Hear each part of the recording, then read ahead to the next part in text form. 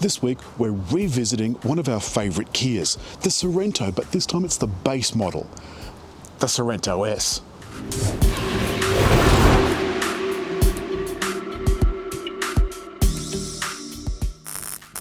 On first inspection, the first thing you notice is that this doesn't look that much different to all of the other Sorrentos. And the first thing you notice is the small wheels. They're 17-inch on this base model. They go up to 18, 19 and 20-inch as you go up the model range. But nonetheless, this still looks pretty classy. It's still got LED lights. The top one has LED projector lights. But you get a lot of car for a 7-seater in the 40s. It's front-wheel drive. This is a V6 8-speed automatic gearbox. Now, the all-wheel drive models only come in diesel because the V6 petrol and this automatic transmission can't take all-wheel drive in right-hand drive models, and that's why we've never seen the all-wheel drive Stinger here as well. It's the same engine without a turbo. So this is a front-wheel drive with a V6 petrol engine with about 200 kilowatts, and that's an awful lot of power to put through front wheels. And this thing is constantly scrambling for grip. But I love it a lot. It sounds beautiful. Still has 7 seats, as I said, still has a bucket of space. Inside, the Kia looks a little bit more basic. This fabric I'm not terribly fussed on. And the other thing you'll notice is it's got a slightly different infotainment system. This base model doesn't have GPS, so it has no navigation system. Nor does it have the really cool digital dashboard that you get in the top model. But look, other than that, I think this still looks pretty good. It's still got the fancy, kind of scaly looking trim. This is a lovely looking thing inside. And apart from those two basic drivetrains, the only difference between the bottom model and the top model is trim. Now, let's use this key and get started. Now, the thing that I want you to notice is that this is the MyView Sensor XL, this is the MiCam GPS. The GPS one, the basic difference is, let me start them up.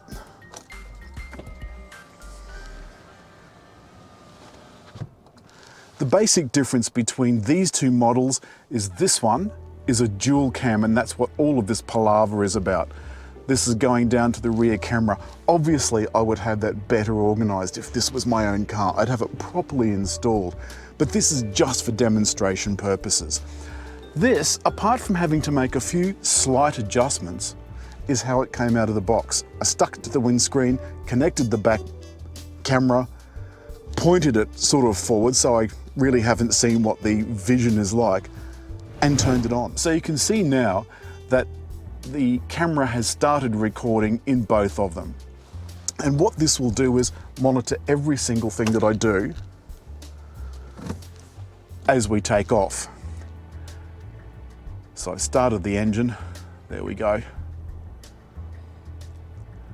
Now, as we go forward, I'll show you here that the camera can also be viewed in this one. So they're now looking at the same thing. However, the navigation model, its normal mode is map. So I said in my initial review, the reason that you buy these, and they cost a little more, you can get navigation systems for, $100, dash cams, $100, but the quality of the video is terrible. And that's what I want to show you in this video, exactly why you would buy them, and also that the rear vision is as good as the front vision. So let's set off.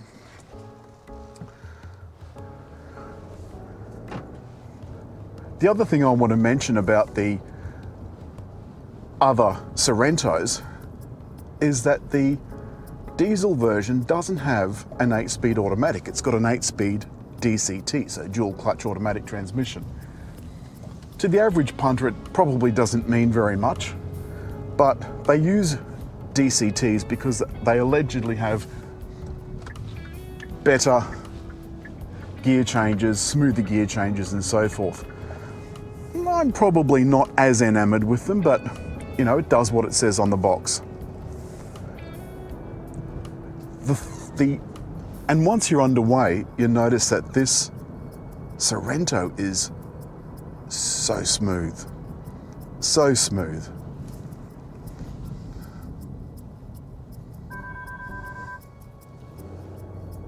Unbelievable. Now, you just saw then that car pull out in front of me. That is exactly what you want a dash cam to show. And as a result, I've got a file in my system on the one I've been using long term, which is this one.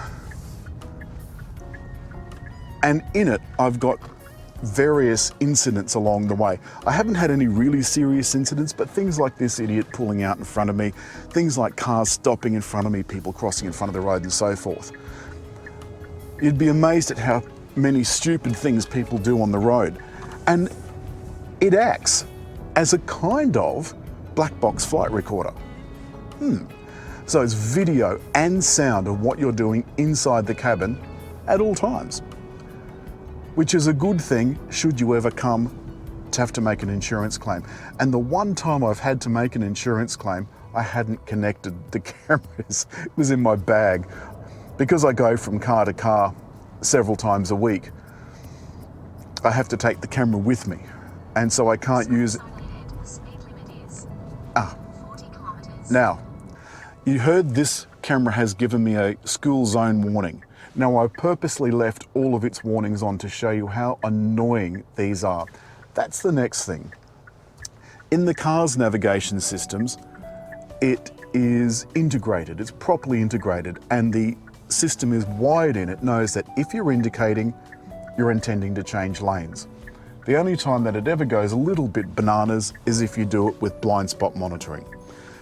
These are not wired to the car's system. They don't know anything about how you're traveling. They don't know you've indicated, etc. Now, they've got lane departure warning and collision warning and all of that sort of stuff.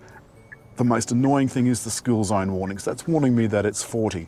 Now, it is school holidays, so there is no school zone. But that thing will go off. I'd live in the city. It's really playing up today. The Sorento was telling me I was too close to the car in front, so it was beeping and shaking my steering wheel. Well, now, back to the dash cams. The dash cam was telling me there's a school zone, even not on a school day. And unfortunately, it will continue to do that. It will also continue to warn you when you've changed lanes. This one has lane warning and so forth.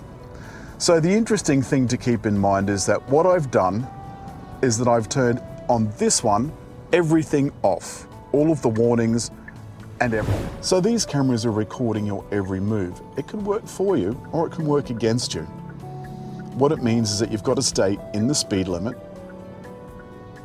in your lane, and if you make any mistakes, it'll record it as your fault. But also, if you make any mistakes, it'll record somebody else's fault. So the back camera, for example, is pointing out the back window. Now, that will capture anyone that's coming up behind you. Here's vision of a friend's car in a tunnel in Melbourne. Vision from his security cameras was able to give him an absolute airtight claim when it came to his insurance. He was able to immediately cast fault on the other driver, the truck driver who ran right up his clacker.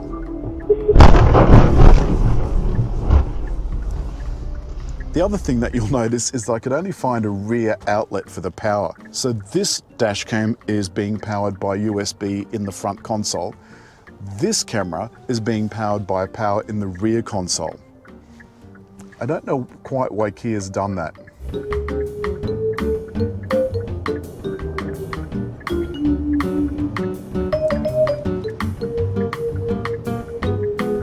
Now, a lot of people have said to me over the years, but surely all new cars have. There's a prime example of an idiot being an idiot. The Audi driver felt the need to come round really fast on my outside corner and then cut in front of me. There's no need to do it. He was just being an idiot. Now, okay. So as we drive out into the light, you'll be able to see that the camera really does change quite successfully as it goes into bright sunlight.